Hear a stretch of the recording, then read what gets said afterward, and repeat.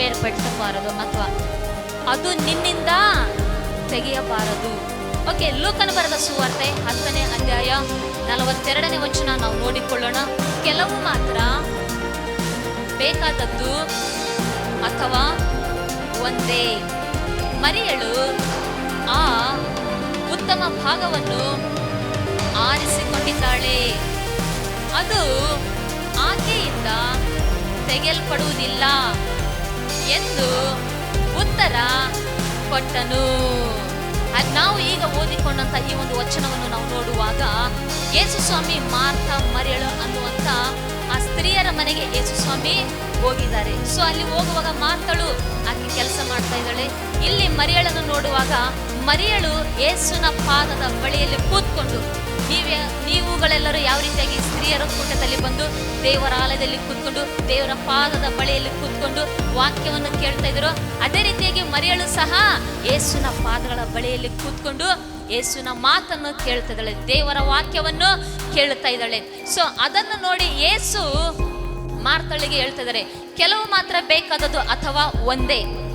ಮರಿಯಳು ಆ ಉತ್ತಮ ಭಾಗವನ್ನು ಆರಿಸಿಕೊಂಡಿದ್ದಾಳೆ. ಆಕೆ ಏನು ಆರಿಸಿಕೊಂಡಿದ್ದಳೋ ಅದು ಆಕೆಯಿಂದ ತೆಗೆಯಲ್ಪಡುವುದಿಲ್ಲ. ಪ್ರಿಯ ದೇವರ ಮಕ್ಕಳೇ, ನಾವು ಇಲ್ಲಿ ನೋಡುವಾಗ ಇದರಿಂದ ನಾವೇನ್ ತಿಳ್ಕೊಬೇಕು, ಏನ್ ಅರ್ಥ ಮಾಡ್ಕೋಬೇಕಪ್ಪ ಅಂತೇಳಂದ್ರೆ, ದೇವರನ್ನು ನಂಬಿದಂತ ಮಕ್ಕಳು ಉತ್ತಮವಾದದನ್ನು ಆರಿಸಿಕೊಳ್ಳಬೇಕು. ದೇವರನ್ನು ನಂಬಿದಂತ ಸ್ತ್ರೀಯರು ಉತ್ತಮವಾದಂತ ವಿಷಯವನ್ನು ಆರಿಸಿಕೊಳ್ಳಬೇಕು. ಅವರು ಆರಿಸಿಕೊಳ್ಳುವಂತ ವಿಷಯ ಅದು ಅವರಿಂದ ತೆಗೆಯಲ್ಪಡಲಾರದಂತ ಒಳ್ಳೆಯ ವಿಷಯವನ್ನು ದೇವರ ಮಕ್ಕಳು ಆರಿಸಿಕೊಳ್ಳಬೇಕು. ಅಂದ್ರೆ ನಾವಿಲ್ಲಿ ನೋಡುವಾಗ ಮರಿಯಳು ಆ ಉತ್ತಮ ಭಾಗವನ್ನು ಆರಿಸಿಕೊಂಡಿದ್ದಾಳೆ. ಏನು ಆರಿಸಿಕೊಂಡಿದ್ದಳು ಅದು ಆಕೆಯಿಂದ ತೆಗೆಯಲ್ಪಡುವುದಿಲ್ಲ, ಅದು ಆಕೆಯಿಂದ ಬೇರ್ಪಡಿಸಲಾಗುವುದಿಲ್ಲ, ಅದು ಆಕೆಯಿಂದ ದೂರ ಮಾಡಲಾಗುವುದಿಲ್ಲ. ಅಂಥದ್ದನ್ನ ಉತ್ತಮವಾದನ್ನ ಮರಿಯಳು ಆರಿಸಿಕೊಂಡಿದ್ದಾಳೆ. ಅಂದ್ರೆ ಒಂದು ಒಳ್ಳೆಯ ವಿಷಯವನ್ನ, ಸ್ಟ್ರಾಂಗ್ ವಿಷಯವನ್ನ ಮರಿಯಳು ಆರಿಸಿಕೊಂಡಿದ್ದಾಳೆ. ಅಂದ್ರೆ ನಾವಿಲ್ಲಿ ನೋಡುವಾಗ ಮಾರ್ಥಳು ಈ ಲೋಕದ ಸಂಗತಿಗಳನ್ನು ಆರಿಸಿಕೊಂಡಿದ್ದಾಳೆ. ಆದ್ರೆ ಮರಿಯಳು ಆಕೆ ಏನ್ ಮಾಡಿದಾಳೆ ಅಂದ್ರೆ ರಕ್ಷಣೆ ಹೊಂದಲಿಕ್ಕೆ ಬೇಕಾದಂತ ಮಾರ್ಗವನ್ನು ಆರಿಸಿಕೊಂಡಿದ್ದಾಳೆ. ತನ್ನ ಜೀವಿತದಲ್ಲಿ ಸುಖವಾಗಿ, ಸಮಾಧಾನವಾಗಿ, ನೆಮ್ಮದಿಯಾಗಿ ಇರ್ಲಿಕ್ಕೆ ಬೇಕಾದಂತ ಜೀವಿತವನ್ನು ಆರಿಸಿಕೊಂಡಿದ್ದಾಳೆ. ಆತ್ಮೀಯವಾಗಿ ಜೀವಿಸಲಿಕ್ಕೆ, ಆತ್ಮೀಯವಾಗಿ ಬೆಳಿಲಿಕ್ಕೆ ಬೇಕಾದಂತ ಒಳ್ಳೆಯ ಸಂಗತಿಯನ್ನು ಮರಿಯಳು ಆರಿಸಿಕೊಂಡಿದ್ದಾಳೆ. ಪರಲೋಕ ರಾಜ್ಯಕ್ಕೆ ಹೋಗ್ಲಿಕ್ಕೆ ಬೇಕಾದಂತ ಮಾರ್ಗವನ್ನು ಮರಿಯಳು ಆರಿಸಿಕೊಂಡಿದ್ದಾಳೆ. ಆಕೆ ಏನು ಆರಿಸಿಕೊಂಡಿದ್ದಳು ಅಂದ್ರೆ ಆತ್ಮೀಯ ಜೀವಿತದಲ್ಲಿ ಆಕೆ ಸ್ಟ್ರಾಂಗ್ ಆಗಿ, ಬಲವಾಗಿ, ಭದ್ರವಾಗಿ ಜೀವಿಸಲಿಕ್ಕೆ ಬೇಕಾದಂತ ಉತ್ತಮ ಭಾಗವನ್ನು ಆರಿಸಿಕೊಂಡಿದ್ದಾಳೆ. ಅದು ಆಕೆಯಿಂದ ತೆಗೆಯಲ್ಪಡಲಿಲ್ಲ. ತನ್ನ ಆತ್ಮೀಯ ಜೀವಿತದಲ್ಲಿ ಸ್ಟ್ರಾಂಗ್ ಆಗಿ ಜೀವಿಸಲಿಕ್ಕೆ ಒಳ್ಳೆ ಸಂಗತಿಯನ್ನು, ಈಗ ನೋಡ್ರಿ, ಫಾರ್ ಎಕ್ಸಾಂಪಲ್ ಟಿವಿಗಳಲ್ಲಿ ಅಡ್ವರ್ಟೈಸ್ಮೆಂಟ್ಗಳಲ್ಲಿ ನೋಡ್ತಾ ಇರ್ತೀವಿ. ಏನಂತ ಅಡ್ವರ್ಟೈಸ್ಮೆಂಟ್ ತೋರಿಸ್ತಾರೆ? ಈ ಸಿಮೆಂಟ್ ಕಂಪ್ನಿಯವರು, ನೀವು ಮನೆ ಕಟ್ತಾ ಇದ್ದೀರಾ, ನೀವು ನಮ್ಮ ಸಿಮೆಂಟ್ ತಗೊಳ್ರಿ, ನಮ್ಮ ಸಿಮೆಂಟ್ ತಗೊಂಡು ನೀವು ಮನೆ ಕಟ್ಟಿದರೆ ನಿಮ್ಮ ಮನೆ ಸ್ಟ್ರಾಂಗ್ ಆಗಿರುತ್ತೆ ಅಂತ ಹೇಳ್ತಾರೆ. ACC ಸಿಮೆಂಟ್ ಆದರೂ, ಅಲ್ಟ್ರಾಟೆಕ್ ಸಿಮೆಂಟ್ ಆದರೂ, JSW ಸಿಮೆಂಟ್ ಆದರೂ, ಚೆಟ್ಟಿನಾಡ್ ಸಿಮೆಂಟ್ ಆದರೂ, ಬಿರ್ಲಾ ಸಿಮೆಂಟ್ ಆದರೂ, ಇನ್ನು ಯಾವ ಇದಾವ ಗೊತ್ತಿಲ್ಲ. ಒಟ್ಟು ಎಲ್ಲ ಸಿಮೆಂಟ್ನವ್ರು ಏನು ಹೇಳ್ತಾರೆ? ನಮ್ಮ ಸಿಮೆಂಟ್ ತಗೊಳ್ರಿ, ಮನೆ ಕಟ್ರಿ, ಬಿಲ್ಡಿಂಗ್ ಕಟ್ರಿ, ಅದು ಹೇಗಿರುತ್ತೆ? ಸ್ಟ್ರಾಂಗ್ ಆಗಿರುತ್ತೆ, ಭದ್ರವಾಗಿರುತ್ತೆ ಅಂತ ಹೇಳ್ತಾ ಇರ್ತಾರೆ. ಅದೇ ರೀತಿಯಾಗಿ ನಾವು ನಮ್ಮ ಆತ್ಮೀಯ ಮನೆ ನಾವು ಕಟ್ಕೋಬೇಕಂದ್ರೆ, ನಾವು ನಮ್ಮ ಆತ್ಮೀಯ ಜೀವಿತದಲ್ಲಿ ನಾವು ಸ್ಟ್ರಾಂಗ್ ಆಗಿ ಇರಬೇಕಂದ್ರೆ ನಾವು ಒಳ್ಳೆಯದನ್ನ ಆರಿಸ್ಕೋಬೇಕು. ಅದು ಆರಿಸಿಕೊಂಡಿದ್ದು ನಮ್ಮಿಂದ ತೆಗೆಯಲಾರದಂತೆ ನಾವು ಅದನ್ನ ಭದ್ರವಾಗಿ ಉಳಿಸಿಕೊಳ್ಳಬೇಕು. ಇಲ್ಲಿ ನಾವು ನೋಡುವಾಗ ಪ್ರಿಯ ದೇವರ ಮಕ್ಕಳೇ, ಮರಿಯಳು ಉತ್ತಮವಾದ ಭಾಗವನ್ನು ಆರಿಸಿಕೊಂಡಿದ್ದಾಳೆ. ಅಷ್ಟೇ ಅಲ್ಲ, ಆಕೆ ಏನ್ ಸೆಲೆಕ್ಟ್ ಮಾಡಿದಳು, ಆಕೆ ಏನ್ ಚೂಸ್ ಮಾಡಿದಳು, ಆಕೆ ಏನ್ ಚಾಯ್ಸ್ ಮಾಡಿದಳು, ಅದು ಆಕೆಯಿಂದ ತೆಗೆಯಲ್ಪಡಲಿಲ್ಲ. ಯೇಸು ಹೇಳ್ತಿದ್ರೆ, ಮಾಡ್ತಾಳೆ, ಅನೇಕ ವಿಷಯಗಳಲ್ಲಿ ನೀನು ಚಿಂತೆಗಳಲ್ಲಿ, ಗಲಿಬಿಲೆಯಲ್ಲಿ ನೀನಿದೆಯಾ, ಆದರೆ ಕೆಲವು ಮಾತ್ರ ಬೇಕಾದದ್ದು ಅಥವಾ ಒಂದೇ. ಮರಿಯಳು ಆ ಉತ್ತಮ ಭಾಗವನ್ನು ಆರಿಸಿಕೊಂಡಿದ್ದಾಳೆ. ಅದು ಆಕೆಯಿಂದ. ಆಕೆಯನ್ನು ಆರಿಸ್ಕೊಂಡು ಹೃದಯದಲ್ಲಿ ಇಟ್ಕೊಂಡಿದ್ದಾಳಲ್ವಾ, ಆಕೆಯನ್ನು ಆರಿಸ್ಕೊಂಡಿದ್ದಳು, ಆಕೆಯನ್ನು ಸೆಲೆಕ್ಟ್ ಮಾಡಿದಳು. ಆ ಒಂದು ಸ್ಟ್ರಾಂಗ್ ಥಿಂಗ್ಸ್, ಆ ಒಂದು ಗುಡ್ ಥಿಂಗ್ಸ್, ಆ ಒಂದು ಉತ್ತಮವಾದಂಥ ಭಾಗ ಆಕೆ ಏನು ಆರಿಸ್ಕೊಂಡಿದ್ದಳು ಅದು ಆಕೆಯಿಂದ ಸೆಪ್ರೇಟ್ ಮಾಡಲಿಕ್ಕೆ ಚಾನ್ಸೇ ಇಲ್ಲ. ಅಂದರೆ ಯೇಸು ಸ್ವಾಮಿನೇ ಮರಿಯಳ ಬಗ್ಗೆ ಕಾಮೆಂಟ್ ಹೇಳ್ತಾ ಇದ್ದಾರೆ. ವಾಕ್ಯದಲ್ಲಿ ನೋಡುತ್ತೇವೆ, ತನ್ನನ್ನು ತಾನು ಹೊಗಳಿಕೊಳ್ಳುವವನು ಯೋಗ್ಯನಲ್ಲ, ಕರ್ತನು ಯಾರನ್ನು ಹೊಗಳುತ್ತಾನೋ ಅವನೇ ಯೋಗ್ಯನು. ಮರಿಯಳು ದೇವರ ಪಾದದ ಬಳಿಯಲ್ಲಿ ಕೂತ್ಕೊಂಡು ಆಕೆ ವಾಕ್ಯ ಕೇಳುವಾಗ ಯೇಸುನ ಆಕೆ ಬಗ್ಗೆ ಕಾಮೆಂಟ್ ಹೇಳ್ತಿದ್ದಾರೆ. ಏನಂತ? ಉತ್ತಮವಾದ ಭಾಗವನ್ನು ಆರಿಸಿಕೊಂಡಿದ್ದಾಳೆ. ಆಕೆ ಏನು ಆರಿಸಿಕೊಂಡಿದ್ದಳು ಅದು ಆಕೆಯಿಂದ ತೆಗೆಯಲ್ಪಡಲ್ಲ, ಅದು ಆಕೆಯಲ್ಲೇ ಭದ್ರವಾಗಿ ಇರುತ್ತೆ. ಪ್ರಿಯರೇ, ಮರಿಯಳು ಆರಿಸಿಕೊಂಡಂಥ ವಿಷಯ ಏನು? ಮರಿಯಳು ಆರಿಸಿಕೊಂಡಂಥ ಸಂಗತಿ ಏನು? ಮರಿಯಳು ಆರಿಸಿಕೊಂಡಂಥ ಒಂದು ಸ್ಟ್ರಾಂಗ್ ಥಿಂಗ್, ಆ ಒಂದು ಗುಡ್ ಥಿಂಗ್, ಒಳ್ಳೆ ವಿಷಯ, ಉತ್ತಮವಾದ ಭಾಗ ಏನು ಗೊತ್ತಾ? ಆಕೆ ಆರಿಸಿಕೊಂಡಂಥ ವಿಷಯ, ನನಗೆ ದೇವರು ಬೇಕು, ನಾನು ದೇವರನ್ನು ಪ್ರೀತಿ ಮಾಡಬೇಕು, ನಾನು ದೇವರನ್ನು ಸ್ತುತಿ ಮಾಡಬೇಕು, ನಾನು ದೇವರನ್ನು ಆರಾಧನೆ ಮಾಡಬೇಕು, ನಾನು ದೇವರ ಪಾದದಲ್ಲಿ ಇರಬೇಕು, ನಾನು ದೇವರ ಸುವಾರ್ತೆಯನ್ನು ಸಾರಬೇಕು, ನಾನು ದೇವರ ರಾಜ್ಯವನ್ನು ಕಟ್ಟಬೇಕು, ನಾನು ದೇವರ ಸೇವೆಯನ್ನು ಮಾಡಬೇಕು, ನಾನು ದೇವರಿಗಾಗಿ ನಾನು ಜೀವಿಸಬೇಕು, ನನ್ನ ಕೊನೆ ಉಸಿರಿರೋವರೆಗೂ ನಾನು ದೇವರಿಗಾಗಿ ನಾನು ಬಾಳಬೇಕು, ನಾನು ದೇವರಿಗೆ ಹತ್ತಿರವಾಗಿಯೇ ನಾನು ಜೀವಿಸಬೇಕು. ನೋಡ್ರಿ, ಆರಿಸಿಕೊಂಡಿದ್ದು ಆಕೆ ಎಂಥದ್ದು ಆರಿಸ್ಕೊಂಡ್ಲಂದ್ರೆ ಆಕೆಯಿಂದ ಸೆಪ್ರೇಟ್ ಮಾಡ್ಲಿಕ್ಕೆ ಆಗಲಿಲ್ಲ, ಅದನ್ನ ತೆಗ್ದಾಕ್ಲಿಕ್ಕಾಗಲಿಲ್ಲ. ಈಗ ನಾವು ಕಾಲೇಜಲ್ಲಿ ನೋಡುವಾಗ, ಈ ಲೋಕದಲ್ಲಿ ನೋಡುವಾಗ ಅನೇಕರು ಆರಿಸ್ಕೊಳ್ತಾ ಇರ್ತಾರೆ.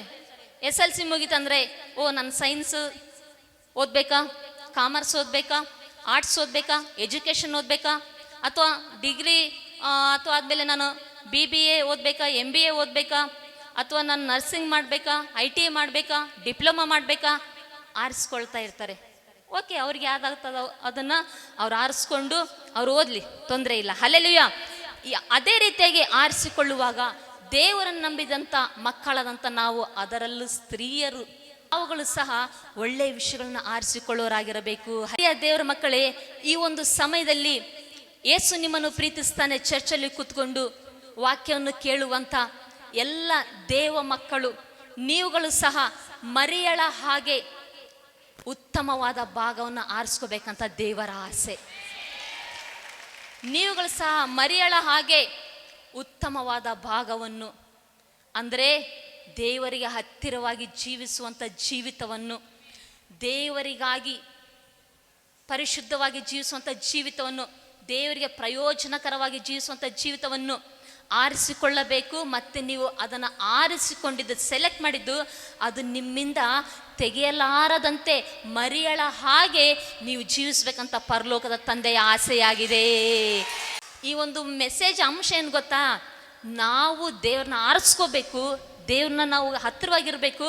ಅದನ್ನು ನಾವು ಆರಿಸ್ಕೊಂಡ್ಮೇಲೆ ಯಾವುದೇ ವ್ಯಕ್ತಿ ಆದರೂ ಕೂಡ, ಯಾವುದೇ ಮನುಷ್ಯರಾದರೂ ಕೂಡ, ಯಾವುದೇ ದುರಾತ್ಮಗಳಾದರೂ ಕೂಡ ನಮ್ಮಿಂದ ಅದು ತೆಗೆಯದಂತೆ ಭದ್ರವಾದದನ್ನು ನಾವು ಆರಿಸಿಕೊಳ್ಳಬೇಕು. ಲೋಕದಲ್ಲಿ ನಾವು ನೋಡುವಾಗ ಅನೇಕ ಗಾದೆಗಳಿದೆ. ಅನೇಕ ಗಾದೆಗಳಲ್ಲಿ ಒಂದು ಗಾದೆ ನೀವು ಸಾಮಾನ್ಯವಾಗಿ ಕೇಳಿರ್ತಾರೆ. ಏನಂತ? ದುಡ್ಡೇ ದೊಡ್ಡಪ್ಪ, ವಿದ್ಯೆ, ಕರೆಕ್ಟ್, ದುಡ್ಡೇ ದೊಡ್ಡಪ್ಪ, ವಿದ್ಯೆ ಅವರಪ್ಪ. ಸ್ಕೂಲಲ್ಲಿದ್ದಾಗ ಹೌದಲ್ಲಮ್ಮ? ಎಲ್ಲ ಹೇಳ್ಕೊಟ್ಟಿದ್ದಾರಲ್ಲ ಮೇಸ್ಟ್ರು. ಓಕೆ, ದುಡ್ಡೇ ದೊಡ್ಡಪ್ಪ, ವಿದ್ಯೆ ಅವರಪ್ಪ ಅಂತ ಒಂದು ಗಾದೆ ಇದೆ ಈ ಲೋಕದಲ್ಲಿ. ಯಾಕೆ ಅಂತೇಳಿ ಅಂದರೆ, ಅದರ ಅರ್ಥ, ಗಾದೆ ಅರ್ಥ ಏನಂದರೆ, ಮನುಷ್ಯರ ಹತ್ರ ದುಡ್ಡು ಇರುತ್ತೆ. ಅಂದರೆ ದುಡ್ಡು, ಹಣ, ಆಸ್ತಿ, ವಾಹನ, ಬೆಳ್ಳಿ, ಬಂಗಾರ, ವಸ್ತುಗಳು, ಈ ರೀತಿಯಾಗಿ ಎಲ್ಲ ಇರುವಾಗ, ಹಣ, ಆಸ್ತಿ, ವಸ್ತುಗಳು, ಬೆಳ್ಳಿ, ಬಂಗಾರ ಈ ರೀತಿಯಾಗಿ ಇರೋದ್ರಿಂದ ಒಂದು ವೇಳೆ ಅವರು ಹಣನ ಅವ್ರು ಕಳ್ಕೋಬೋದು, ಆಸ್ತಿನ ಅವ್ರು ಕಳ್ಕೋಬೋದು, ಬೆಳ್ಳಿನ ಅವ್ರು ಕಳ್ಕೋಬೋದು, ಬಂಗಾರನ ಅವ್ರು ಕಳ್ಕೋಬೋದು. ಆದರೆ ವಿದ್ಯೆ ಕಲಿತ್ರೆ, ವಿದ್ಯೆನ ಅವ್ರು ಕಲಿತುಕೊಳ್ಳುವಾಗ ಅವರು ಕಲಿತಂಥ ವಿದ್ಯೆ ಅವರಿಂದ ಬೇರ್ಪಡಿಸ್ಲಿಕ್ಕೆ ಆಗಲ್ಲ. ಹೌದಾ ಅಲ್ವಾ? ಅವ್ರೇನು ಕಲ್ತ್ಕೊಂಡಿರ್ತಾರೋ, ಅವ್ರೇನು ಓದಿರ್ತಾರೋ ಆ ವಿದ್ಯೆ ಅವರ ಒಳಗಡೆ ಭದ್ರವಾಗಿ ಇರುತ್ತೆ.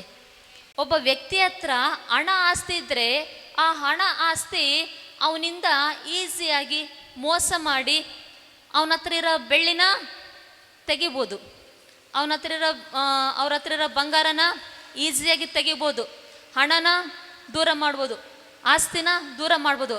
ಆದರೆ ಒಬ್ಬ ವ್ಯಕ್ತಿ ವಿದ್ಯೆ ಕಲಿತ್ರೆ ಆ ವಿದ್ಯೆ ಆ ವ್ಯಕ್ತಿಯಿಂದ ತೆಗಿಲಿಕ್ಕೆ ಆಗಲ್ಲ.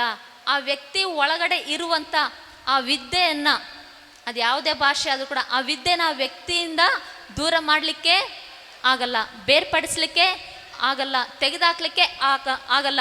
ಆ ವಿದ್ಯೆ ಆತನ ಒಳಗಡೆ ಅದು ಭದ್ರವಾಗಿ ಇರುತ್ತೆ ಅಂತ. ಅದಕ್ಕೆ ಗಾದೆ ಮಾತು ಹೇಳಿದ್ದಾರೆ, ದುಡ್ಡೇ ದೊಡ್ಡಪ್ಪ ವಿದ್ಯೆ ಅವರಪ್ಪ ಅಂತೇಳಿ ಆ ರೀತಿಯಾಗಿ ಹೇಳ್ತಾ ಇರ್ತಾರೆ. ಇನ್ನೂ ಕೆಲವರು ಹೇಳ್ತಾರೆ, ಅಯ್ಯೋ ಒಂದು ಕಾಲದಲ್ಲಿ ನಿಮ್ಮೂರಲ್ಲಿರೋರು ಅಥವಾ ನಿಮಗೆ ಗೊತ್ತಿರುವಂಥ ಜನರು ಒಂದು ಕಾಲದಲ್ಲಿ ಅವ್ರ ಹತ್ರ ಅಷ್ಟು ಹಣ ಇತ್ತು, ಅವ್ರ ಹತ್ರ ಅಷ್ಟು ಬೆಳ್ಳಿ ಇತ್ತು, ಅವ್ರ ಹತ್ರ ಅಷ್ಟು ಬಂಗಾರ ಇತ್ತು, ಅವ್ರ ಹತ್ರ ಅಷ್ಟು ಆಸ್ತಿ ಪಾಸ್ತಿಗಳಿದ್ವು. ಆದರೆ ಇವತ್ತು ಅವ್ರ ಹತ್ರ ಆ ದಿನ ಏನಿತ್ತು, ಈ ದಿನ ಆ ಬೆಳ್ಳಿ ಇಲ್ಲ, ಬಂಗಾರ ಇಲ್ಲ, ಹಣ ಇಲ್ಲ, ಆಸ್ತಿ ಇಲ್ಲ, ಎಲ್ಲ ಕಳ್ಕೊಂಡ್ರು, ಎಲ್ಲ ದೂರ ಮಾಡಿಕೊಂಡ್ರು, ಎಲ್ಲ ಅವರಿಂದ ಬಿಟ್ಟು ಹೋಯಿತು ಅಂತ ಮಾತಾಡ್ತಾ ಇರ್ತಾರೆ. ಯಾಕೆ ಅಂದರೆ ಇಂಥವರೆಲ್ಲ ದೇವರ ವಿಷಯವನ್ನು ಆರಿಸಿಕೊಳ್ಳೋದು ಬಿಟ್ಟು ಲೋಕದ ಸಂಗತಿಗಳನ್ನು ಆರಿಸಿಕೊಳ್ಳುವಾಗ ಏನಾಗುತ್ತೆ, ಅದು ಅವರಿಂದ ಅವ್ರೇನು ಆರಿಸ್ಕೊಂಡಿರ್ತಾರೋ ಅದು ಅವರಿಂದ ಕದಿಯಲ್ಪಡುತ್ತೆ, ಅದು ಅವರಿಂದ ದೂರ ಮಾಡಲ್ಪಡುತ್ತೆ, ಅದು ಅವರಿಂದ ಬೇರ್ಪಡಿಸಲಾಗುತ್ತೆ. ಆದರೆ ಯಾರು ಲೋಕಕ್ಕೆ ಪ್ರಾಮುಖ್ಯತೆ ಕೊಡದೆ ದೇವರಿಗೆ ಪ್ರಾಮುಖ್ಯತೆ ಕೊಟ್ಟು ದೇವರ ವಾಕ್ಯಕ್ಕೆ, ದೇವರ ಆಲಯಕ್ಕೆ, ದೇವರಿಗೆ ಪ್ರಾಮುಖ್ಯತೆ ಕೊಟ್ಟು ದೇವರ ವಿಷಯಗಳನ್ನು ಆರಿಸಿಕೊಳ್ತಾರೋ, ಆರಿಸಿಕೊಳ್ಳುವಾಗ ಅದನ್ನೇ ಭದ್ರವಾಗಿ ಅವರು ಸ್ಟ್ರಾಂಗ್ ಆಗಿ ಒಂದು ತೀರ್ಮಾನ ಮಾಡಿ, ಇಲ್ಲ ನನಗೆ ಫಸ್ಟು ದೇವ್ರು ಮುಖ್ಯ, ಫಸ್ಟು ದೇವರಾಲಯ ಮುಖ್ಯ, ಫಸ್ಟು ಪ್ರಾರ್ಥನೆ ನನಗೆ ಮುಖ್ಯ, ಫಸ್ಟು ಭಕ್ತಿಯ ಜೀವಿತ ಮುಖ್ಯ ಅಂತೇಳಿ ಯಾರು ದೇವರ ವಿಷಯವನ್ನು ಆರಿಸಿಕೊಳ್ಳುತ್ತಾರೋ ಅದು ಅವರಿಂದ ತೆಗೆಯಲ್ಪಡುವುದಿಲ್ಲ, ಅದು ಅವರ ಒಳಗಡೆ ಭದ್ರವಾಗಿ ಇರುವಂಥದ್ದಾಗಿದೆ. ಹಾಗಾದರೆ ಕೆಲಸ ಮಾಡಬಾರ್ದಾ? ಆಸ್ತಿ ಹಣ ಸಂಪಾದನೆ ಮಾಡಬಾರ್ದಾ? ಬೆಳ್ಳಿ ಬಂಗಾರ ಸಂಪಾದನೆ ಮಾಡಬಾರ್ದಾ? ಮಾಡ್ರಿ, ತೊಂದರೆ ಇಲ್ಲ. ಆದರೆ ಮೊದಲೇದಾಗಿ ನಾವು ದೇವರಿಗೆ ನಾವು ಪ್ರಥಮ ಸ್ಥಾನ ಕೊಡಬೇಕು. ಮೊದಲೇದಾಗಿ ದೇವರನ್ನು ನಾವು ಆರಿಸಿಕೊಳ್ಳಬೇಕು. ದೇವ್ರನ್ನ ಎಷ್ಟರ ಮಟ್ಟಿಗೆ ನಾವು ಆರಿಸ್ಕೋಬೇಕಂದ್ರೆ, ನನಗೆ ದೇವ್ರು ಬೇಕಂತೇಳಿ ಆರಿಸ್ಕೊಂಡಿದ್ನ ಅದು ಆ ಒಂದು ತೀರ್ಮಾನ ಯಾರು ಕೂಡ ನಮ್ಮಿಂದ ತೆಗಿಲಿಕ್ಕಾಗಬಾರ್ದು, ದೂರ ಮಾಡ್ಲಿಕ್ಕೆ ಆಗಬಾರ್ದು. ಅಷ್ಟರ ಮಟ್ಟಿಗೆ ನಾವು ದೇವ್ರನ್ನ ಆರಿಸ್ಕೋಬೇಕು. ನಾವು ಈ ಲೋಕದಲ್ಲಿ ಬೆಳ್ಳಿ ಬಂಗಾರ ಹಣ ಆಸ್ತಿ ಆರಿಸ್ಕೊಂಡ್ರೆ ಅದು ನಿನ್ನಿಂದ ದೂರ ಆಗುತ್ತೆ. ಆದರೆ ದೇವ್ರನ್ನ ನೀನು ಆರಿಸ್ಕೋ, ದೇವ್ರ ಆಲಯನ ಆರಿಸ್ಕೋ, ದೇವ್ರ ವಾಕ್ಯವನ್ನು ಆರಿಸ್ಕೋ, ಪರಿಶುದ್ಧತೆಯನ್ನು ಆರಿಸ್ಕೋ, ಭಕ್ತಿಯ ಜೀವಿತವನ್ನು ಆರಿಸ್ಕೋ, ಯಥಾರ್ಥ ಜೀವಿತವನ್ನು ಆರಿಸ್ಕೋ. ದೇವರಂದ್ರೆ ನೀನು ದೇವರಿಗಾಗಿ ನಾನು ಜೀವಿಸ್ಬೇಕು, ದೇವರಿಗಾಗಿ ನಾನು ಬದುಕಬೇಕು, ದೇವರಿಗಾಗಿ ನಾನು ಪ್ರಕಾಶಿಸುವಂತೆ ಜೀವಿಸ್ಬೇಕು, ದೇವರಿಗೆ ಮಹಿಮೆ ತರುವಂಥ ಜೀವಿತವನ್ನು ನಾನು ಜೀವಿಸ್ಬೇಕನ್ನುವಂಥ ಆ ಒಂದು ವಿಷಯ ನೀನು ಆರಿಸ್ಕೋಬೇಕು. ಅದು ನಿನ್ನಲ್ಲಿ ಭದ್ರವಾಗಿರಬೇಕು. ಪ್ರಿಯ ದೇವರ ಮಕ್ಕಳೇ, ಮೊದಲೇದಾಗಿ ನಾವು ದೇವರ ವಿಷಯಕ್ಕೆ ಪ್ರಾಮುಖ್ಯತೆ ಕೊಡಬೇಕು. ಹಲ್ಲೆಲೂಯಾ. ಒಂದು ವಚನ ಹೇಳ್ತೀನಿ, ನಿಮ್ಗೆ ಇಷ್ಟ ಆದರೆ ಚಪ್ಪಾಳೆ ತಟ್ರಿ. ಮತ್ತಾಯ 6:33 ನೀವು ಮೊದಲು ದೇವರ ರಾಜ್ಯಕ್ಕಾಗಿಯೂ ನೀತಿಗಾಗಿಯೂ ತವಕ ಪಡಿರಿ, ಅವುಗಳ ಕೂಡ ನಿಮಗೆ ಎಲ್ಲವೂ ದೊರಕುತ್ತದೆ. ಮರಿಯಳು ಉತ್ತಮವಾದ ಭಾಗವನ್ನು ಆರಿಸಿಕೊಂಡಿದ್ದಾಳೆ. ಆಕೆ ಆರಿಸಿಕೊಂಡಂತ ಆ ಭಾಗ ಅದು ಆಕೆಯಿಂದ ತೆಗೆಯಲ್ಪಡಲಿಲ್ಲ. ಈ ದಿನ ಪ್ರಿಯ ದೇವರ ಮಕ್ಕಳು, ಈ ಸ್ತ್ರೀಯರ ಕೂಟಕ್ಕೆ ಬಂದಂತ ನಾವು ನೀವುಗಳು ಸಹ ಉತ್ತಮವಾದ ಭಾಗವನ್ನು ಆರಿಸಿಕೊಳ್ಳಬೇಕು. ಅದು ಎಂಥದಂದ್ರೆ, ನಮ್ಮಿಂದ ದೂರ ಮಾಡಲಿಕ್ಕೆ ಆಗದೇ ಇರುವಂಥ ದೇವರ ವಿಷಯವನ್ನು ನಾವು ಆರಿಸಿಕೊಳ್ಳಬೇಕು, ದೇವರನ್ನು ನಾವು ಆರಿಸಿಕೊಳ್ಳಬೇಕು.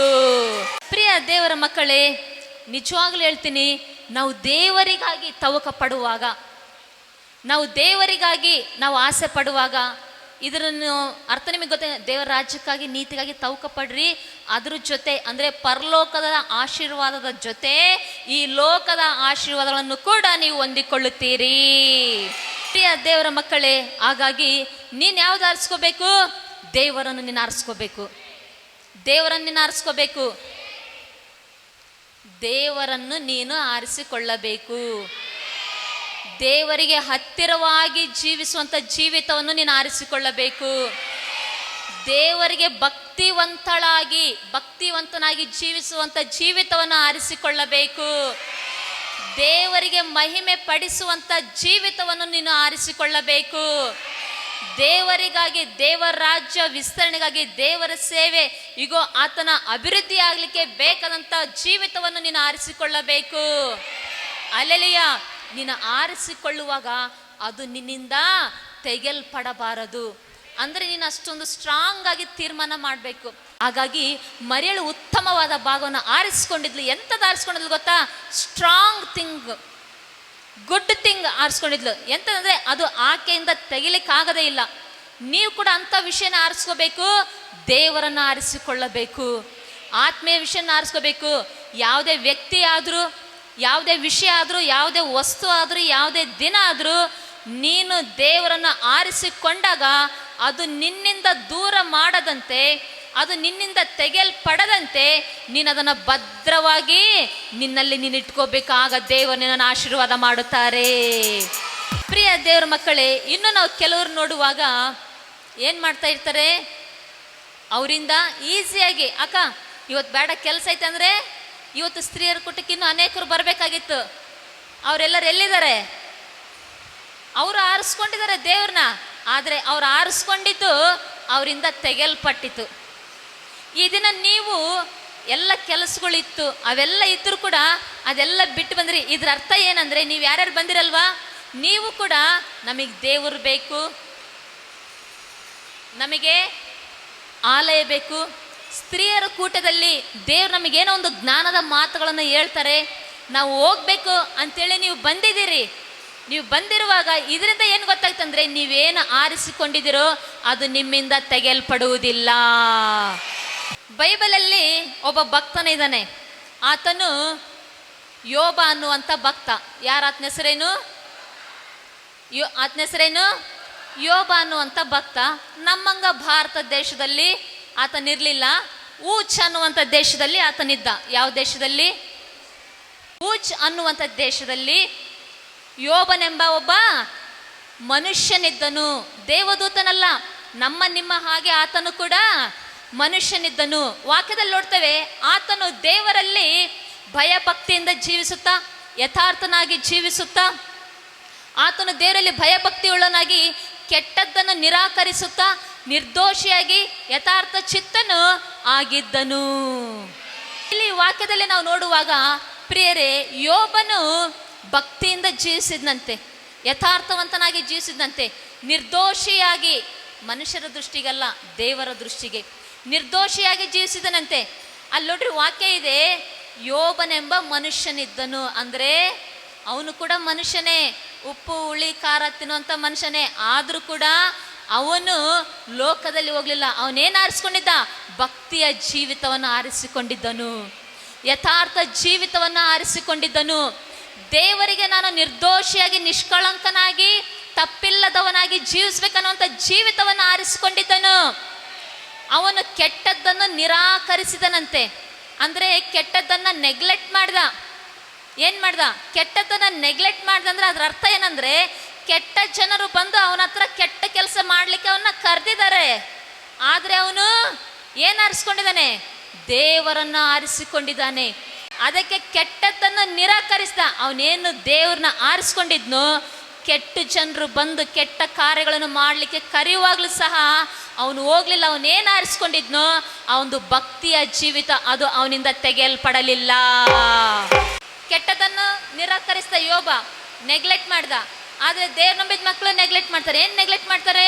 ಪ್ರಾರ್ಥನೆ ಅಂದರೆ ನೆಗ್ಲೆಕ್ಟ್ ಮಾಡ್ತಾರೆ, ದೇವ್ರ ಆಲಯ ಅಂದರೆ ನೆಗ್ಲೆಕ್ಟ್ ಮಾಡ್ತಾರೆ, ದೇವ್ರ ವಾಕ್ಯ ಕೇಳಬೇಕಂದ್ರೆ ನೆಗ್ಲೆಕ್ಟ್ ಮಾಡ್ತಾರೆ, ಇಂಥ ಕೂಟಗಳಿಗೆ ಬರ್ರಿ ಅಂದರೆ ನೆಗ್ಲೆಕ್ಟ್ ಮಾಡ್ತಾರೆ, ಭಾನುವಾರ ಆರಾಧನೆಗೆ ಬರೋದನ್ನ ನೆಗ್ಲೆಕ್ಟ್ ಮಾಡ್ತಾರೆ, ವಾಕ್ಯನ ಓದ್ಬೇಕಂದ್ರೆ ನೆಗ್ಲೆಕ್ಟ್ ಮಾಡ್ತಾರೆ, ಸುವಾರ್ತೆ ಸಾರಬೇಕಂದ್ರೆ ನೆಗ್ಲೆಕ್ಟ್ ಮಾಡ್ತಾರೆ. ಅದು ಒಳ್ಳೆಯದಲ್ಲ ಆತ್ಮೀಯ ಜೀವಿತಕ್ಕೆ. ಯೋಬನು ಆರಿಸಿಕೊಂಡಿದ್ದು ಯೋಬನಿಂದ ತೆಗೆಯಲ್ಪಡಲಿಲ್ಲ. ಅವನೇನು ಆರಿಸ್ಕೊಂಡಿದ್ದೋ, ಮರಿಯಳು ಯಾವ ರೀತಿಯಾಗಿ ಉತ್ತಮವಾದ ಭಾಗವನ್ನು ಆರಿಸ್ಕೊಂಡಿದ್ಲು, ಅದು ಆಕೆಯಿಂದ ತೆಗೆಯಲ್ಪಡಲಿಲ್ಲ. ಏನು ಆರಿಸ್ಕೊಂಡಿದ್ಲು? ದೇವರನ್ನು ಆರಿಸಿಕೊಂಡಿದ್ದಳು. ಯೋಬನೇನು ಆರಿಸ್ಕೊಂಡಿದ್ದ? ದೇವರನ್ನು ಆರಿಸ್ಕೊಂಡಿದ್ದ. ಅದು ಅವನಿಂದ ತೆಗೆಯಲ್ಪಡಲಿಲ್ಲ. ಕೆಟ್ಟದ್ದನ್ನು ನಿರಾಕರಿಸಿದನು. ಜ್ಞಾನೋಕ್ತಿ 1:10 ನಾವು ನೋಡೋದಾದ್ರೆ, ಮಗನೇ, ಪಾಪಿಗಳು ದುಷ್ಪ್ರೇರಣೆಯನ್ನು ಮಾಡಿದರೆ ನೀನು ಒಪ್ಪಲೇಬೇಡ. ಅವರು ನಮ್ಮೊಂದಿಗೆ ಬಾ, ರಕ್ತಕ್ಕಾಗಿ ಹೊಂಚು ಹಾಕೋಣ, ನಿರಪರಾಧಿಯನ್ನು ಕಾರಣವಿಲ್ಲದೆಯೇ ಹಿಡಿಯುವುದಕ್ಕೆ ಕಾದಿರೋಣ. ಪಾತಾಳವು ತನ್ನೊಳಗೆ ಇಳಿಯುವರನ್ನು ಸಂಪೂರ್ಣವಾಗಿ ನುಂಗುವಂತೆ ನಾವು ಇವರನ್ನು ಜೀವದೊಡನೆ ನುಂಗಿ ಬಿಡುವ. ಆ ರೀತಿಯಾಗಿ ಪಾಪಿಗಳು ಏನ್ ಮಾಡ್ತಾರೆ? ದುಷ್ಪ್ರೇರಣೆ ಮಾಡಲಿಕ್ಕೆ ಕರಿತಾ ಇರ್ತಾರೆ ಕೆಟ್ಟ ಜನರು. ನೀನು ದೇವ್ರು ಅಂತೋಗಿ ನಿನಗೇನು ಒಳ್ಳೇದಾಗಿದೆ? ಅಷ್ಟು ಪ್ರೇಯರ್ ಮಾಡ್ತೀನಿ, ನಿನಗೇನು ಒಳ್ಳೇದಾಗಿದೆ? ಪ್ರೇಯರ್ಗೆ ಹೋಗ್ಬೇಡ, ಚರ್ಚಿಗೆ ಹೋಗ್ಬೇಡ, ದೇವ್ರು ನಂಬ್ಕೋಬೇಡ. ಪಾಪಿಗಳು ದುಷ್ಪ್ರೇರಣೆ ಮಾಡ್ತಾ ಇರ್ತಾರೆ. ನಾವು ಅಲ್ಲಿಗೆ ಹೋಗೋಣ, ಕಳ್ತನ ಮಾಡ್ಲಿಕ್ಕೆ ಹೋಗೋಣ, ಕೊಲೆ ಮಾಡ್ಲಿಕ್ಕೆ ಹೋಗೋಣ, ಅವ್ರಿಗೆ ಮೋಸ ಮಾಡ್ಲಿಕ್ಕೆ ಹೋಗೋಣ, ಅದು ಮಾಡ್ಲಿಕ್ಕೆ ಹೋಗೋಣ, ಇದು ಮಾಡ್ಲಿಕ್ಕೆ ಹೋಗೋಣ ಅಂತ ಪಾಪಿಗಳು ದುಷ್ಪ್ರೇರೇಪಣೆ ಮಾಡ್ಲಿಕ್ಕೆ ಕರಿತಾ ಇರ್ತಾರೆ. ಆಗ ನೀನು ನಿನ್ನ ಆತ್ಮೀಯ ಜೀವಿತವನ್ನು ನೀನು ಕಾಪಾಡ್ಕೋಬೇಕು. ನಾವಿನ್ನು ನೋಡೋದಾದ್ರೆ, ನಮ್ಮ ಸಂಗಡ ಪಾಲುಗಾರನಾಗು, ನಮ್ಮೆಲ್ಲರಿಗೂ ಹುದುವಾದ ಒಂದೇ ಹಮ್ಮಿಣಿ ಇರುವುದು ಎಂದು ಹೇಳಿದರೆ, ಮಗನೇ, ಅವರೊಡನೆ ದಾರಿಯಲ್ಲಿ ನಡೆಯಬಾರದು, ಅವರ ಮಾರ್ಗದಲ್ಲಿ ನೀನು ಹೆಜ್ಜೆ ಇಡಬೇಡ. ಅವರ ಕಾಲುಗಳು ಕೇಡನ್ನು ಹಿಂಬಾಲಿಸಿ ಓಡುವವು, ಅವರು ರಕ್ತವನ್ನು ಸುರಿಸಲು ಆತುರ ಪಡುವರು.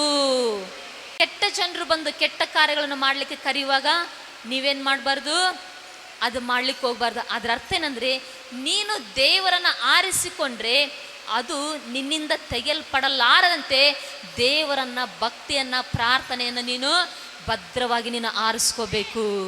ಸುಮ್ಮನೆ ಬಾಯಲ್ಲಿ ಮಾತ್ರ ನಾನು ದೇವ್ರು ನಂಬಿದ್ದೀನಿ, ನಾನು ಚರ್ಚಿಗೆ ಹೋಗ್ತೀನಿ ತಿಳಿದಾಗ, ನಾನು ಪ್ರೇಯರ್ ಮಾಡ್ತೀನಿ ತಿಳಿದಂಗ ಅದಲ್ಲದು.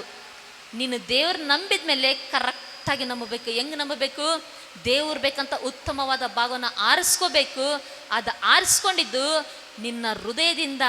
ಯಾರು ಕೂಡ ಅದನ್ನ ದೂರ ಮಾಡಲಿಕ್ಕೆ ಯಾರಿಗೂ ಆ ಶಕ್ತಿ ಇರಬಾರ್ದು. ಅಷ್ಟರ ಮಟ್ಟಿಗೆ ನೀನು ದೇವರನ್ನು ನೀನು ಆರಿಸ್ಕೋಬೇಕು. ಪ್ರಿಯ ದೇವರ ಮಕ್ಕಳೇ, ಹಾಗಾಗಿ ಈಗ ನಾವು ದೇವರಲ್ಲಿ ಎಷ್ಟರ ಮಟ್ಟಿಗೆ ನಾವು ಒಂದಾಗಬೇಕಪ್ಪ ಅಂದರೆ, ನಮ್ಮನ್ನ ದೇವ್ರನ್ನ ಬೇರೆ ಮಾಡಲಿಕ್ಕೆ ಆಗಬಾರ್ದು. ಹೇಗೆ? ಈಗ ನೋಡ್ರಿ, ಫಾರ್ ಎಕ್ಸಾಂಪಲ್, ನೀನು ದೇವ್ರು ನಂಬಿರ್ತಿ, ನಾನು ಪ್ರೇಯರ್ಗೆ ಹೋಗ್ತೀನಿ, ನಾನು ಚರ್ಚಿಗೆ ಹೋಗ್ತೀನಿ ಅಂತ ಹೇಳಿರ್ತಿ. ಆದರೆ ಯಾರಾದರೂ ಬಂದು ಕರೆಯುವಾಗ ನೀನು ಚರ್ಚಿಗೆ ಬರೋದು ಬಿಟ್ಟು ನೀನು ಅವ್ರ ಜೊತೆ ಪ್ರಯಾಣದಲ್ಲಿ ಹೋದರೆ, ಕೆಲಸದಲ್ಲಿ ಹೋದರೆ, ಅದು ನಿನ್ನಿಂದ ತೆಗೆಯಲ್ಪಟ್ಟಿತು. ನೀನು ಆರಿಸಿಕೊಂಡಿದ್ದು ರೈಟ್. ಅಲ್ಲೆಲ್ಲೂಯ್ಯ, ನಾನು ದೇವ್ರು ನಂಬಿದ್ದೀನಿ, ನಾನು ಚರ್ಚಿಗೆ ಹೋಗ್ತಾ ಇದ್ದೀನಿ. ಯಾರಾದರೂ ಬಂದು ಇವತ್ತಿದು ಅರ್ಜೆಂಟ್ ಕೆಲಸ ಐತೆ, ಹೋಗಿ ಬರಂಬ, ಶಾಪಿಂಗ್ ಹೋಗೋಣ, ಅದಕ್ಕೆ ಹೋಗೋಣ, ಇದಕ್ಕೆ ಹೋಗೋಣ ಅಂದರೆ ನೀನು ಹೋದರೆ ಏನಾಯ್ತದು? ನೀನು ಆರಿಸಿಕೊಂಡಿದ್ದು ನಿನ್ನಿಂದ ತೆಗೆಯಲ್ಪಟ್ಟಿತು, ಸೆಪ್ರೇಟ್ ಮಾಡಲ್ಪಟ್ಟಿತು. ಆದರೆ ನೀನು ದೇವರನ್ನು ಆರಿಸಿಕೊಂಡು ದೇವರಿಗೆ ಮೊದಲೇ ಸ್ಥಾನ ಕೊಡುವಾಗ, ದೇವರಿಗೆ, ಪ್ರಾರ್ಥನೆಗೆ, ಆಲಯಕ್ಕೆ, ವಾಕ್ಯಕ್ಕೆ, ನೀನು ಆರಾಧನೆಗೆ ಪ್ರಥಮ ಸ್ಥಾನ ಕೊಡುವಾಗ ಅದು ನಿನ್ನಿಂದ ಬೇರ್ಪಡಿಸಲಾಗದಂತೆ, ಮರಿಯಳ ಹಾಗೆ ನಿನ್ನಿಂದ ತೆಗೆಯಲ್ಪಡಲಾರದಂತೆ ಭದ್ರವಾಗಿ ನೀನು ಅದನ್ನು ಆರಿಸಿಕೊಳ್ಳಬೇಕು. ಓಕೆ, ಈಗ ಇದೊಂದು ಬೌಲ್ ಅಂದ್ಕೊಳ್ರಿ. ಇದರಲ್ಲಿ ನೀರಿದೆ. ಏನಿದೆ? ನೀರಿದೆ. ಈ ನೀರಿನಲ್ಲಿ ನಾನೇನು ಮಾಡ್ತೀನಿ? ಈಗ ಸದ್ಯಕ್ಕೆ ನನಗೆ ಸಿಕ್ಕಂಥ ವೆಜಿಟೇಬಲ್, ತರಕಾರಿ ಇದೆ, ಟಮಟೆ ಹಣ್ಣನ್ನ ಇದರಲ್ಲಿ ಹಾಕ್ತೀನಿ. ಹಾಕಿದೆ. 1 2 3 4 ಎಷ್ಟು ಬೇಕಾದ್ರೆ. ಸೊ ಓಕೆ, ನೀರಿನಲ್ಲಿ ನಾನು ಏನು ಹಾಕಿದೆ? ಟಮಟೆ ಹಣ್ಣು ಹಾಕಿದೆ. ಸೊ ನೀರಿನಲ್ಲಿ ಟಮಟೆ ಹಣ್ಣು ಹಾಕುವಾಗ ಇದನ್ನ ಮತ್ತೆ ನಾನೇನು ಮಾಡ್ತೀನಿ? ವಾಪಸ್ಸು ನೀರಿನಲ್ಲಿ ಟಮಟೆ ಹಣ್ಣು ಹಾಕಿದೆ. ಈಗ ಮತ್ತೆ ನಾನೇನು ಮಾಡ್ತಾ ಇದ್ದೀನಿ? ಈ ನೀರಿನಲ್ಲಿ ಹಾಕಿದ್ನ ಮತ್ತೆ ನಾನು ವಾಪಸ್ಸು ನಾನು ನೀರಿನಲ್ಲಿ ಟಮಟೆ ಹಣ್ಣು ಹಾಕಿದೆ, ಮತ್ತೆ ಅದನ್ನ ವಾಪಸ್ಸು ತೆಗ್ದೆ. ಅಂದರೆ ಇದು ವಾಪಸ್ ತೆಗಿಲಿಕ್ಕೆ ಸಾಧ್ಯ ಆಯಿತು. ಓಕೆ, ಅಂದರೆ ಅದು ವಾಪಸ್ಸು ಬೇರ್ಪಡಿಸಲಾಯಿತು. ನೀರಿನಲ್ಲಿ ಟಮಟೆ ಹಣ್ಣು ಹಾಕಿದ್ವಿ, ಮತ್ತು ಟಮಟೆ ಹಣ್ಣನ್ನ ನೀರನ್ನ ಬೇರೆ ಮಾಡಲ್ಪಟ್ಟಿತು, ದೂರ ಮಾಡಲ್ಪಟ್ಟಿತು, ತೆಗೆಯಲ್ಪಟ್ಟಿತು. ಅದಾಯಿತು. ಈಗ ನೆಕ್ಸ್ಟ್ ಇಲ್ಲಿ ಬಾಟಲ್ ಇದೆ. ಈ ಬಾಟಲಲ್ಲಿ ನಿಮಗೇನು ಕಾಣಿಸ್ತಾ ಇದೆ? ಇದ್ರ ಜೊತೆ ಇನ್ನೂ ಒಂದಿದೆ, ನೀರು, ಹಾಲು ಮತ್ತು ನೀರಿದೆ. ಸೊ ಇದರಲ್ಲಿ ಹಾಲು ಮತ್ತು ನೀರು ಇದೆ. ಸೊ ಇದರಲ್ಲಿ ಅದ್ರಾಗ ನೀರಿನಲ್ಲಿ ಟಮಟೆ ಹಣ್ಣು ಹಾಕಿದೆ, ವಾಪಸ್ ತೆಗ್ದೆ. ಇದರಲ್ಲಿ ನೀರಿನಲ್ಲಿ ಹಾಲು ಹಾಕಿದ್ದೀನಿ. ಈ ಹಾಲು ಮತ್ತೆ ವಾಪಸ್ ತೆಗಿಬೇಕು. ಆಗುತ್ತಾ? ಯಾಕೆ ಹೇಳ್ರಿ? ಏನಾಗಿದೆ? ಫುಲ್ಲು ಕ್ಲೋಸ್ ಆಗಿಬಿಟ್ಟಿದೆ, ಫುಲ್ಲು ಮಿಂಗಲ್ ಆಗಿಬಿಟ್ಟಿದೆ, ಫುಲ್ಲು ಮಿಕ್ಸ್ ಆಗಿಬಿಟ್ಟಿದೆ. ಯಾರೇ ಬಂದರೂ ಕೂಡ ಇದರಲ್ಲಿರ್ತಕ್ಕಂಥ ಹಾಲು ನೀರು ಏನು ಮಿಕ್ಸ್ ಆಗಿದೆ ಅಲ್ವ, ಒಂದಾಗಿದೆ ಅಲ್ವಾ, ಅದನ್ನ ಬೇರ್ಪಡಿಸ್ಲಿಕ್ಕಾಗಲ್ಲ, ಅದನ್ನ ದೂರ ಮಾಡಲಿಕ್ಕಾಗಲ್ಲ.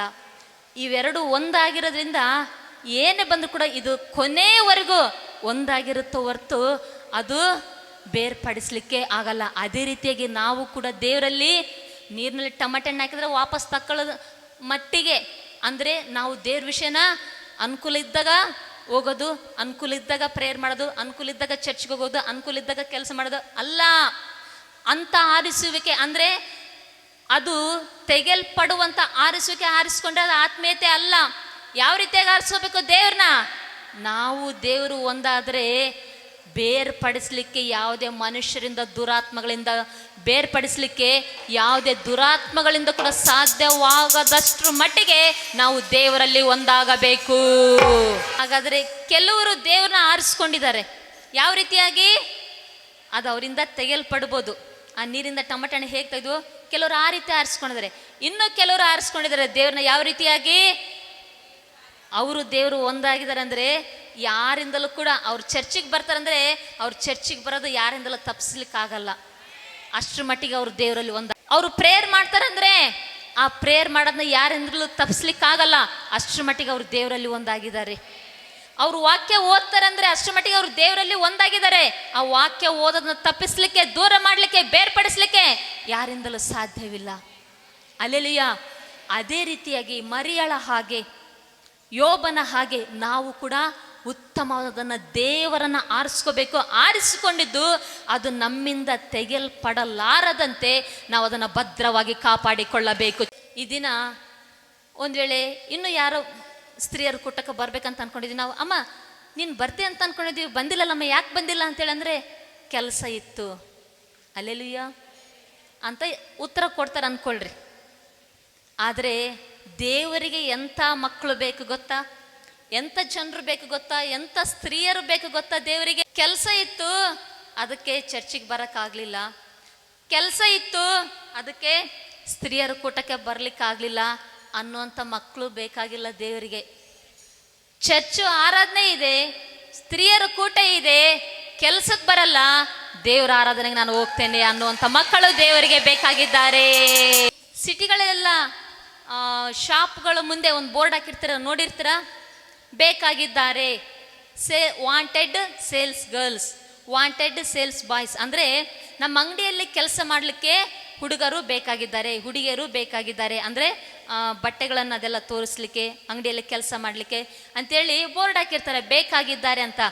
ದೇವರು ಕೂಡ ಒಂದು ಬೋರ್ಡ್ ಹಾಕ್ತಾನೆ, ಏನಂತ? ಕೆಲಸ ಐತೆ, ಚರ್ಚಿಗೆ ಬರ್ಲಿಕ್ಕಾಗಲ್ಲ, ಕೆಲಸ ಐತೆ, ಮೀಟಿಂಗ್ ಬರ್ಲಿಕ್ಕಾಗಲ್ಲ, ಕೆಲಸ ಐತೆ, ಸ್ತ್ರೀಯರ ಕೂಟಕ್ಕೆ ಬರ್ಲಿಕ್ಕಾಗಲ್ಲ, ಕೆಲಸ ಐತೆ, ಉಪವಾಸ ಪ್ರೇಯರ್ಗೆ ಬರ್ಲಿಕ್ಕಾಗಲ್ಲ, ಕೆಲಸ ಐತೆ, ಪ್ರೇಯರ್ ಮಾಡ್ಲಿಕ್ಕಾಗಲ್ಲ, ಕೆಲಸ ಐತೆ, ವಾಕ್ಯ ಓದ್ಲಿಕ್ಕಾಗಲ್ಲ ಅನ್ನೋಂಥವ್ರು ಬೇಕಾಗಿಲ್ಲ. ದೇವ್ರು ಹೇಳ್ತಾನೆ, ನನಗೆ ಎಂಥವ್ರು ಬೇಕಾಗಿದ್ದಾರೆ ಅಂದರೆ ಮೀಟಿಂಗ್ ಇದೆ, ಆರಾಧನೆ ಇದೆ, ಮೀಟಿಂಗ್ಸ್ ಇದೆ, ಉಪವಾಸ ಪ್ರಾರ್ಥನೆ ಇದೆ, ಭಾನುವಾರ ಆರಾಧನೆ ಇದೆ, ಕೆಲ್ಸಕ್ಕೆ ಬರ್ಲಿಕ್ಕಾಗಲ್ಲ, ನಾನು ದೇವ್ರ ಹತ್ರ ಹೋಗ್ತೀನಿ ಅನ್ನೋರು ಬೇಕಾಗಿದ್ದಾರೆ. ಇನ್ನೊಂದು ನಾನು ಹೇಳೋದಿಷ್ಟೇ, ಏನಂದ್ರೆ ನಾವು ದೇವರನ್ನು ಆರಿಸ್ಕೋಬೇಕು. ಆರಿಸ್ಕೊಂಡಿದ್ದು ಅದು ಹೇಗಿರ್ಬೇಕಂದ್ರೆ ಯಾರಿಂದಲೂ ಬೇರ್ಪಡಿಸಲಿಕ್ಕೆ ಆಗದಷ್ಟು, ಯಾರಿಂದಲೂ ದೂರ ಮಾಡಲಿಕ್ಕೆ ಆಗದಷ್ಟು ನಾವು ದೇವರಲ್ಲಿ ಒಂದಾಗಿರಬೇಕು. ಆಮೇನ್. ಒಂದು ವಿಷಯ ಹೇಳ್ತೀನಿ, ಕೇಳಿಸ್ಕೊಳ್ರಿ. ದೇವರನ್ನು ನಂಬಿ ನಾವು ಒಳ್ಳೆ ಕಾರ್ಯಗಳನ್ನು ಮಾಡಬೇಕು. ಪ್ರಿಯ ದೇವರ ಮಕ್ಕಳೇ, ನಿಮ್ಮೆಲ್ಲರಿಗೂ ಗೊತ್ತಿರೋ ಹಾಗೆ ಬ್ಯಾಂಕಲ್ಲಿ ಹೋದರೆ ನಿಮಗೆ ಲೋನ್ ಕೊಡ್ತಾರೆ, ಹೌದಲ್ವಾ? ಅವ್ರು ಏನು ರೆಕಾರ್ಡ್ಸ್ ಹೇಳ್ತಾರೋ ಆ ರೆಕಾರ್ಡ್ಸ್ ಎಲ್ಲ ಹೇಳಿದರೆ ಆ ರೆಕಾರ್ಡ್ಸ್ಗಳು ಕೊಡುವಾಗ ನಿಮಗೆ ಲೋನ್ ಕೊಡ್ತಾರೆ. ಅದು ವೆಹಿಕಲ್ ಲೋನ್ ಆದರೂ, ಮನೆ ಲೋನ್ ಆದರೂ, ವಾಹನದ ಲೋನ್ ಆದರೂ, ಮನೆ ಲೋನ್ ಆದರೂ, ಅಥವಾ ಯಾವುದೇ ಆದರೂ ಕೂಡ ಇಂಥ ಲೋನ್ ಅಂತ ಹೇಳುವಾಗ ಏನು ಮಾಡ್ತಾ ಇರ್ತಾರೆ? ಲೋನು ಅವರು ಕೊಡ್ತಾ ಇರ್ತಾರೆ. ಸೊ ಲೋನ್ ತಗೊಂಡ್ಮೇಲೆ ನೀವು ಅದಕ್ಕೆ ಏನು ಮಾಡಬೇಕು? ಬಡ್ಡಿ ಕಟ್ಟಲೇಬೇಕು, ಹೌದಲ್ವಾ? ಹಲ್ಲೆಲೂಯಾ.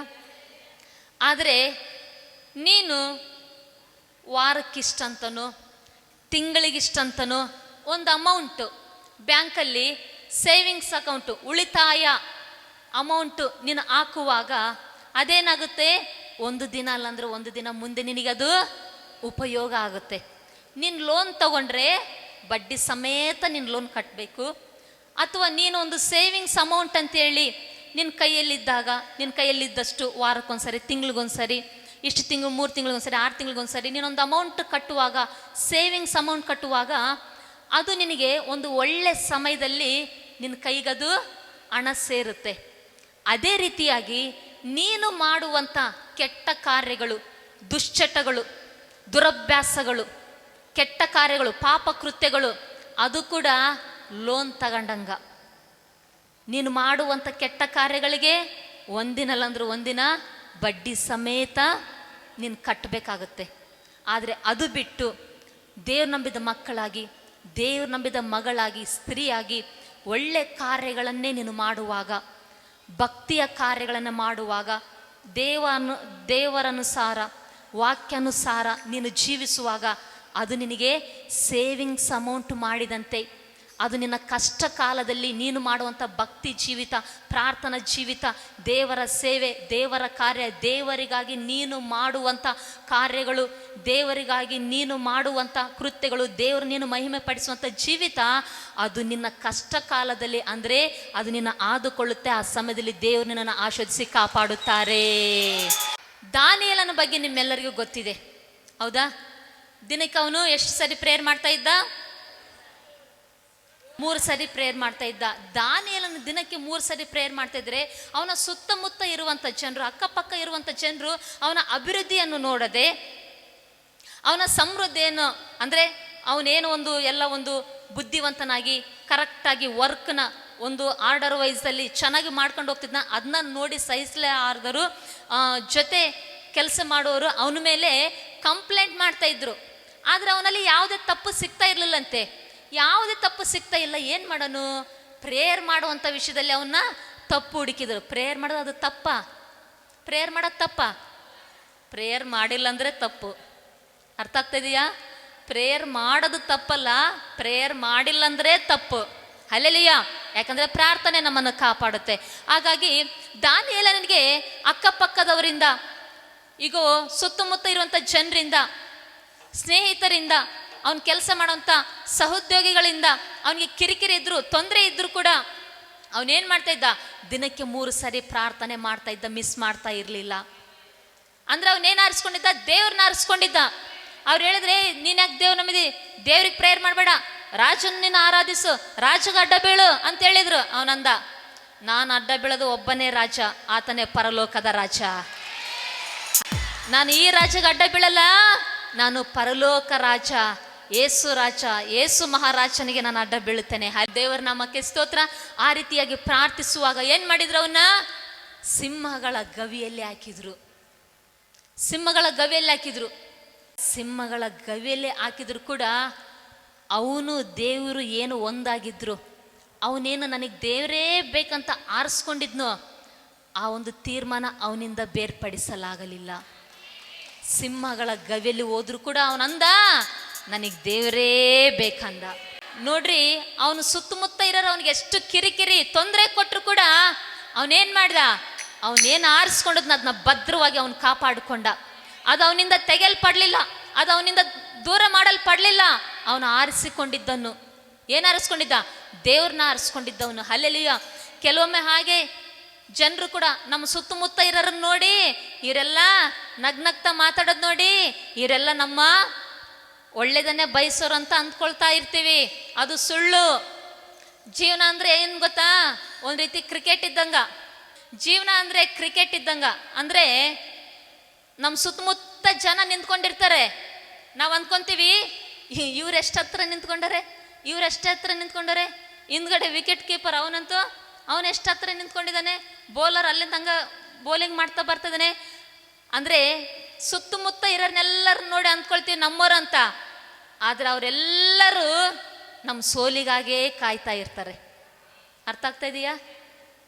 ಅವರೆಲ್ಲರೂ ಯಾವಾಗ ಇವನ್ನ ಔಟ್ ಮಾಡಬೇಕು, ಯಾವಾಗ ಈ ಗ್ರೌಂಡಿಂದ ಎತ್ತಾಕಬೇಕು, ಅದೇ ಕಾಯ್ತಾ ಇರ್ತಾರೆ.